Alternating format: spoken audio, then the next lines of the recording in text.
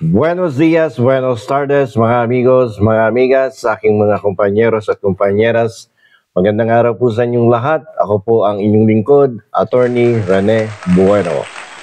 Ngayon po ay i-discuss naman natin yung tungkol sa second impeachment complaint na pinaplano ng grupong Bayan Muna sa pamumuno ng incumbent chairman nito na si Teddy Casino. Narinig ko lang sa isang panayam sa radyo na nais nilang magsampa ng second impeachment complaint by February of 2026. And this is despite the fact that there is a pending petition with the Supreme Court, no, regarding the constitutionality of the first impeachment complaint. So until now, wala pa pong resolution ng ating Korte Suprema tungkol dyan sa legality and constitutionality of the first impeachment complaint. Kasi may apela dyan ang ating Kongreso. At hanggang ngayon, wala pang ang resolusyon na inilalabas ang ating Korte Suprema. Ilang araw na lamang tapos na ang 2025, papasok na ang 2026 at baka magpang-abot yung lifting of the one-year ban at yung pagsasampa ng pangalawang impeachment complaint. Ngayon, let us think of the impeachment as a special firing process for very high government officials like the President, the Vice President, and the Justices of the Supreme Court.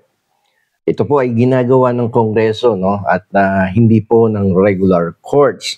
So it is the House of Representatives that has the exclusive jurisdiction to initiate an impeachment complaint.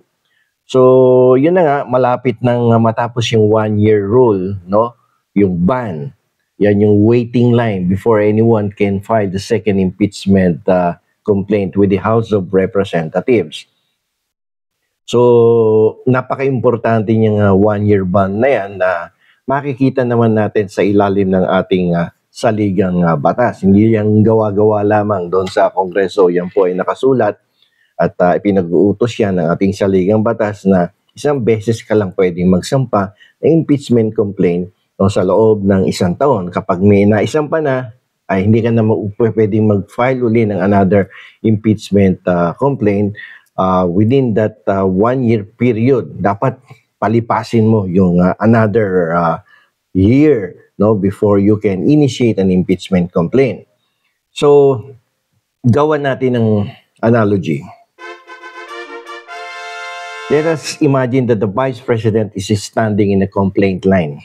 Once the line starts moving, yung first impeachment complaint has already been initiated, nobody else can join that line or start a new separate one for 12 months. Malinaw po yan.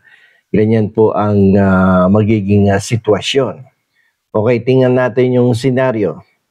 Since yung first impeachment proceeding started last February 2025, the new complaint in February 2026 will be all fine. Okay lang siya, It has waited its turn.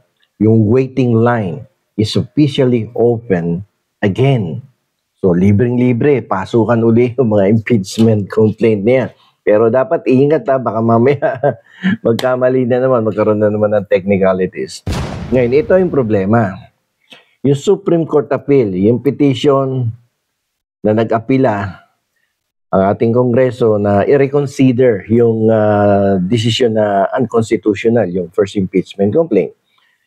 Ang tricky part dito is that the first complaint, which was already initiated, has a problem. Someone is asking the Supreme Court to decide if that first complaint was even legal or constitutional to begin with. Yun ang ang problema dyan. So kasi dito, may referee dito sa usapin na to. It is the Supreme Court who is acting as the final referee in this case. They are deciding if the first game, the first impeachment complaint, followed the rules, no, yung procedure diyan sa House of Representatives.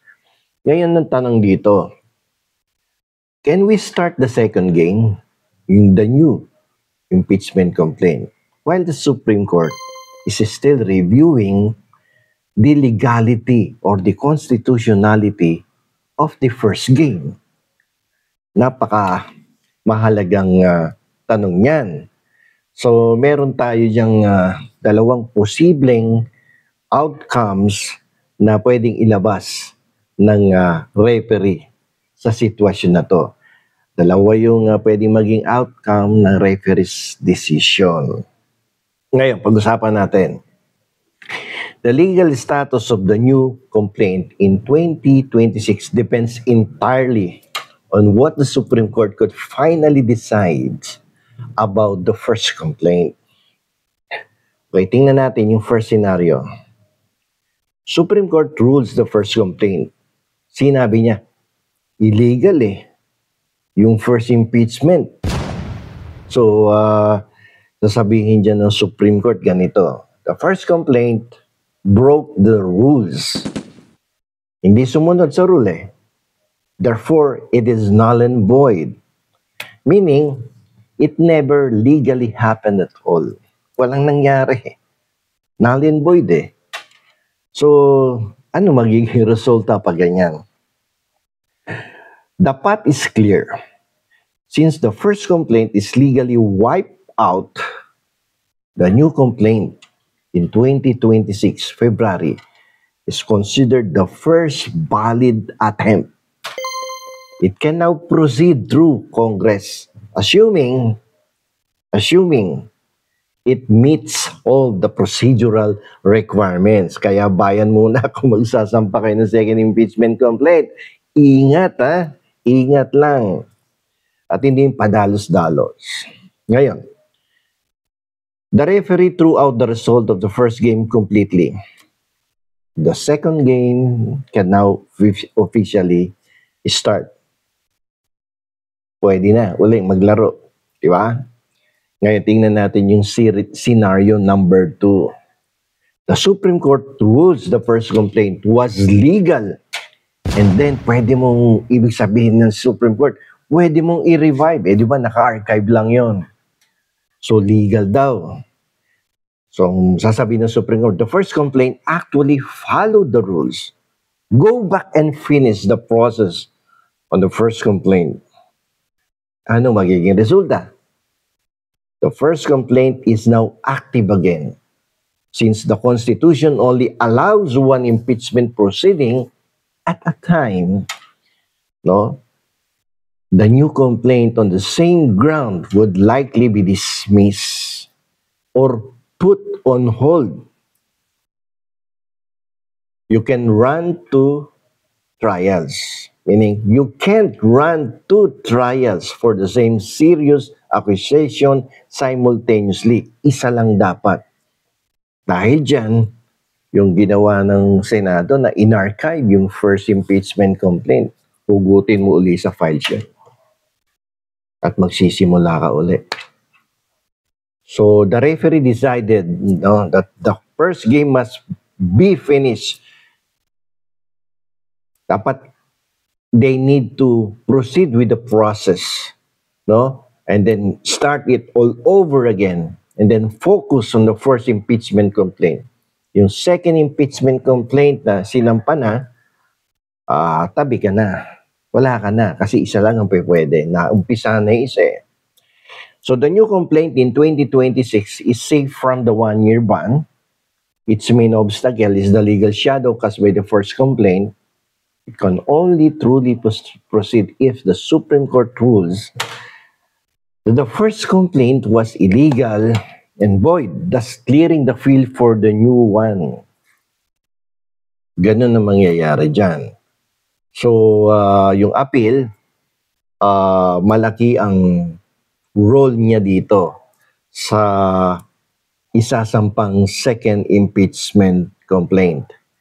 Kapag dinicide ni Supreme Court, as mentioned a while ago, that the first impeachment complaint is illegal, unconstitutional, it did not follow the procedure, hindi sinunod yung rules of procedure, then the second impeachment complaint can start moving and proceed with the process. And if successful the House of Representatives, it can now proceed with the trial in the Senate of the Philippines.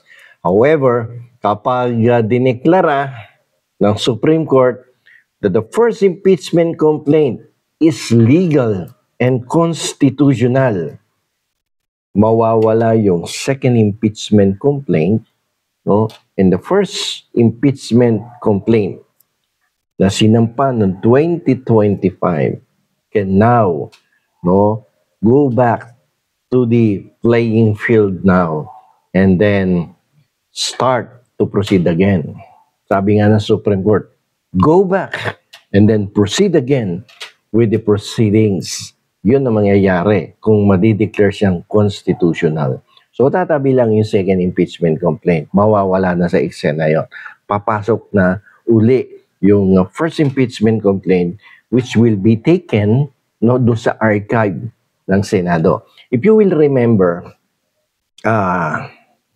early this year, no, nung dineklara nga ng konstitusyon na hindi sumunod sa rules of procedure ang House of Representatives, sinabi natin doon sa dati natin vlog many months ago na kukunin lang naman sa archive yan ng Senado and then proceed with the trial. Mas maganda kung madeklarang constitutional yung first impeachment complaint kasi it will not pass through again doon sa process sa lower house. Diba? Mas maganda kung ganon. Medyo maiksi na yung prosesong pagdadaanan. Unlike in the case of the decision of the Supreme Court na sinabing, oops, the first impeachment complaint is talagang unconstitutional yan, illegal. So therefore, yung apila, wala yan. Denied the appeal. So the first decision will remain. The first impeachment complaint is unconstitutional. Balik ka doon sa basic. No?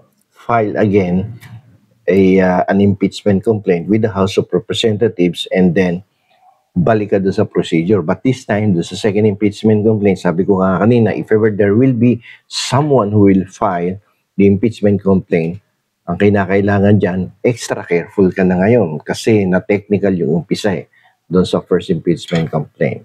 So yan po ang ating legal analogy pagdating doon sa sitwasyon that if ever, no, bayan muna or anyone, no, will decide to file a second impeachment complaint by February of 2026, that is going to be the scenario. Scenario 1, scenario 2, as explained a while ago, will be the situation by early next year. So hanggang dito na lamang po. Ito pong muli ang inyong lingkod.